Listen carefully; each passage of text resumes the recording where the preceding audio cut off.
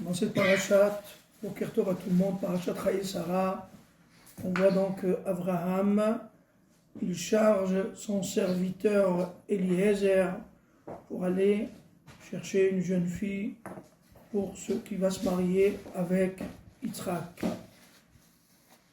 Alors que Eliezer, c'était le bras droit à qui il confiait toutes les clés de ses trésors, lorsqu'il s'agit d'aller chercher une fille pour son fils, il lui dit: tu vas me jurer de ne pas prendre une fille de Canaan, mais que tu vas faire le déplacement jusqu'à ma ville natale, Haran, et tu vas chercher là-bas une fille des membres de sa famille.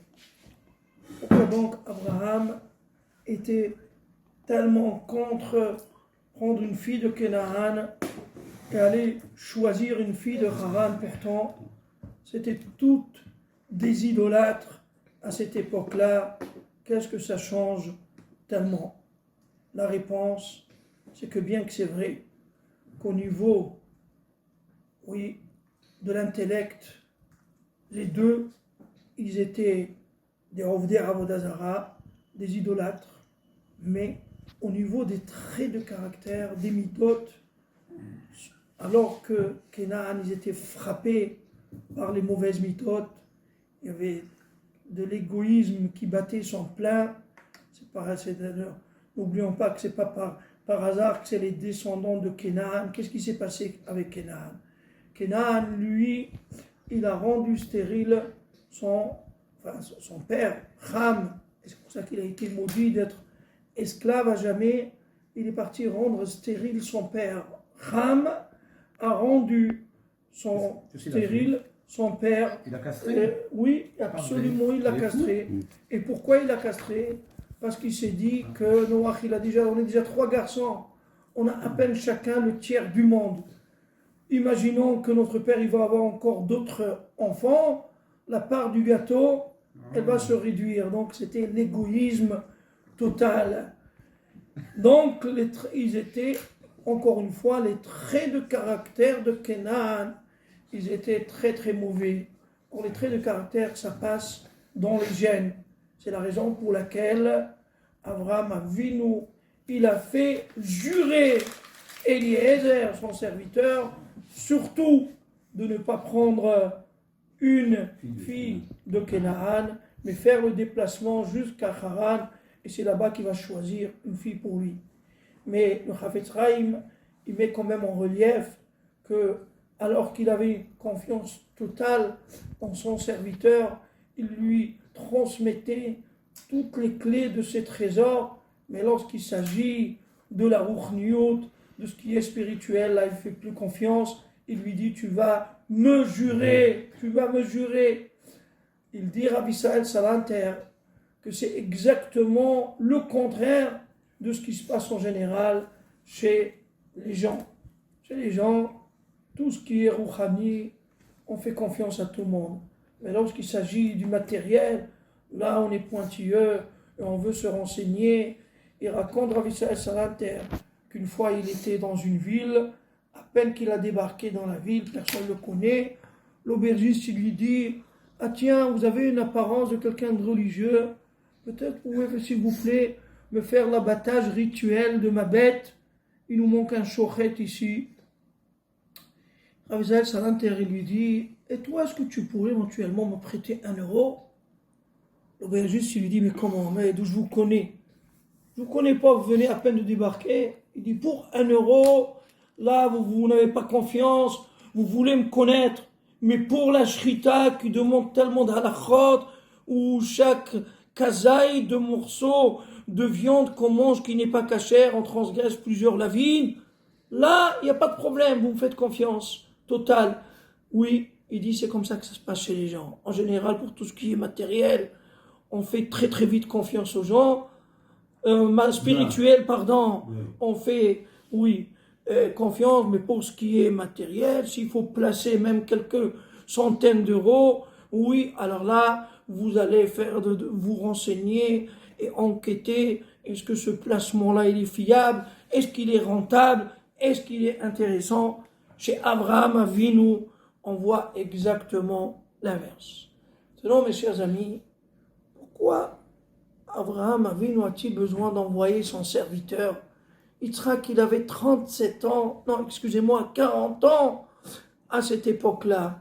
À l'âge de 40 ans, je pense que Yitzhak aurait été capable d'aller choisir lui-même la femme qui lui convient. Bon, Abraham, la Torah témoigne qu'il était zaken, qu'il était vieux, donc il ne pouvait pas faire ce déplacement-là. Mais Yitzhak, qu'il aille lui-même pour chercher la femme qu'il lui convient. Pourquoi faut-il envoyer le serviteur? Avant de répondre à cette question, dans la fin de la paracha, lorsque Eliezer Baruch Hashem, il a réussi, il a trouvé la femme qui lui convient, il s'adresse aux parents de Rivka. Oui, tout d'abord, excusez-moi, il remercie Hashem en disant: je remercie Hashem, Asher Hinchani Bederech Emet, qui m'a conduit dans la voie de la vérité.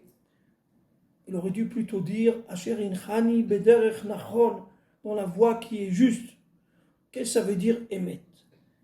Pareil, quand il s'adresse aux parents de Rivka, il leur dit: et maintenant, Im Yeshrem Osim Chesed Ve'emet et Adonis. Si vous voulez rendre service, Ve'emet, et la vérité à mon maître, qu'est-ce que la vérité, elle vient faire ici? Chesed, je comprends. Si vous voulez rendre service à mon maître, ne laissez pas les choses traîner. Donnez-moi vite la fille pour que je la ramène à mon maître. Il sera tellement heureux de savoir que c'est finalement la jeune fille, c'est un membre de sa famille. Mais qu'est-ce que le Emet?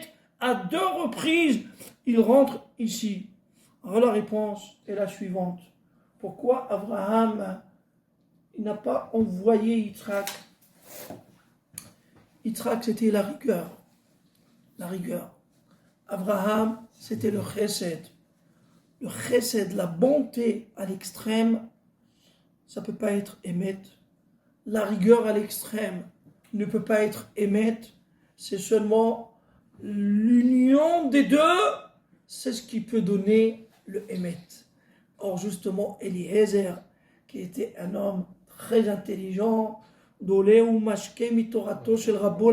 qui puisait la Torah de son maître et qui l'a propagée autour de lui, il avait compris que ce qu'on a besoin maintenant de créer, c'est le Emet, c'est la Midata Emet à travers Yaakov Avinu. Et ça ne peut exister qu'avec une union de 2 extrêmes. D'un côté, Yitzhak, qui était Midata Din, la rigueur à l'extrême, et Rivka, qui était le chesed à l'extrême, prête à servir à boire même au chameau d'Eliezer. C'est uniquement l'union de ces 2 choses-là qui peut nous donner droit à la naissance de Yaakov Avinu, qui va représenter la Midata Emet. C'est la raison pour laquelle Abraham n'a pas voulu envoyer Yitzhak Avinu. Si c'était Yitzhak qui devait chercher son shidour, il va évidemment chercher la femme qui fait toutes les khumrot du monde, tout le côté de la rigueur. Mais le côté de la rigueur à l'extrême, c'est pas le Emet. On aurait voulu le Emet. C'est ça qu'il a envoyé son serviteur. Et c'est pour ça qu'à la fin, quand il remercie Hachem, qu'est-ce qu'il dit? Oh, je te remercie Hachem, Asher Inchani Bederech Emet, qui m'a conduit dans la voie du Emet. Même lorsque il s'adresse aux parents de Rivka, qu'est-ce qu'il leur dit? Et maintenant, aussi chesed ve'emet. Si vous êtes prêts à me rendre service et à chercher la voie du Emet et à m'aider à mettre au monde enfin Yaakov Avinu qui va représenter la Midata Emet, alors s'il vous plaît, laissez-moi partir au plus tôt avec cette jeune fille Rivka. Voilà, je vous remercie.